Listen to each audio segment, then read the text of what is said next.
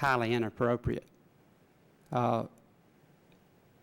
If, they're asking assurances to not be about that, saying I'm bringing it up. When I don't bring it up, they bring it up and put it on their website in an attempt to poison the atmosphere here today. And I think it shows a pattern. When we walked in this room today, two representatives of the NCAA, and with the gentleman on the second row, I'm pointing out, would you identify yourself for the record? He and another gentleman came up to our witness, and I'm sure, I don't know if the witness felt intimidated. I did, because he said to him, okay, what are you doing? Are you testifying? You're at Mississippi. Where are you, at Mississippi State? He said, yeah. Called somebody else over there and said, now, he's with Mississippi State right now. And the word Mississippi State was said 4 times within about 1 minute. Mississippi State. Mississippi State. I don't see the reason that that had to be hit 4 times. It's very hard to get witnesses here.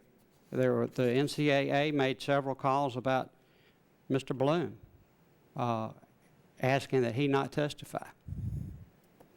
I tell you, it just proves my case that we need a little openness and sunshine in these hearings, and that we do not need people that are being regulated by the NCAA and subject to discipline by the NCAA making the decisions, because it is a very coercive atmosphere.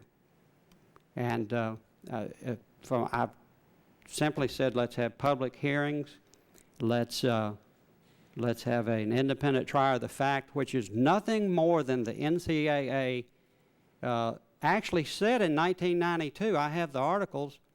The head guy at the NCAA said, we're going to do these things. These need to be done. They're long overdue. And then they didn't do them because the pressure backed off.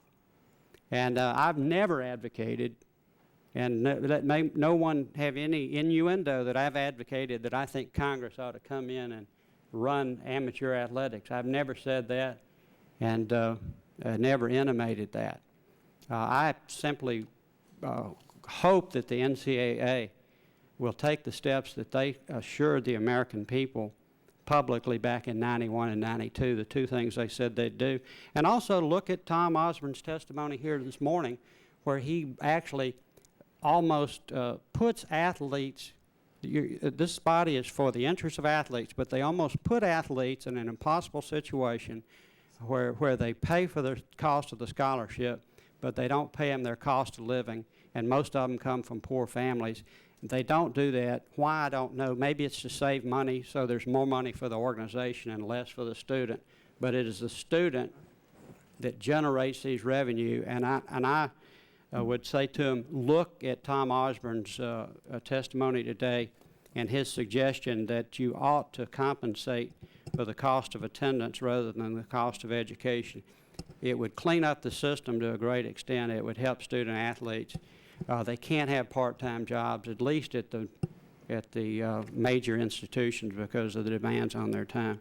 But I yield back the balance of my time, but I am very sorry that the NCAA saw fit, after they got my assurance, the chairman's assurance, and members of this committee, I told them that I would not bring up Alabama and Auburn, that they poisoned the well by including that on their website. And I think that was very inappropriate, because this, they said that they didn't want it to be about those cases. I said it wasn't going to be about that cases, so they put it on their website and go into those cases. The gentleman has stated his point of privilege. To be fair, does Ms. Petuto wish to make any statement? You don't have to, but if you would like to. There's nothing I know about this, so I couldn't. Okay. I mean, if you want a statement, I'm sure there may be somebody here who does, but I certainly don't. If you'd like to submit something in writing for the record, you're free to do that. I think we will, and thank you very much. And I would also note that Congressman Osborne's statement will be made, wasn't made orally here, but it'll be made part of the record. Mr. Chairman, I would ask Mr. Bloom, because my understanding that Mr. Dwight submitted an affidavit that he knew the rules when he broke them. And he's actually, I think the witness, the NCAA, has intimated that he's given false testimony, he certainly, If any of the witnesses want to make supplementary statements or additions, they can do that in writing within, is it 3 days, 5 days? Within 5 days. and I think to correct the record, Pardon me? and he could at least offer information to correct some of the Right, things. so if any witness wants to supplement their testimony, they can do so within 5 days, and that'll be made part of the record. I want to thank all three of the witnesses for their very, sometimes impassioned testimony here this morning. This is part of our oversight process, and as we had said in opening statements, the last time that Congress looked at this was 13 years ago, and I think it's appropriate for us to do this. Relative to any future action, of course, we can't say with any certainty where this might go, but we do very much appreciate the testimony of all the witnesses here this morning. And if there's no further business to come before the committee, we're adjourned. Thank you.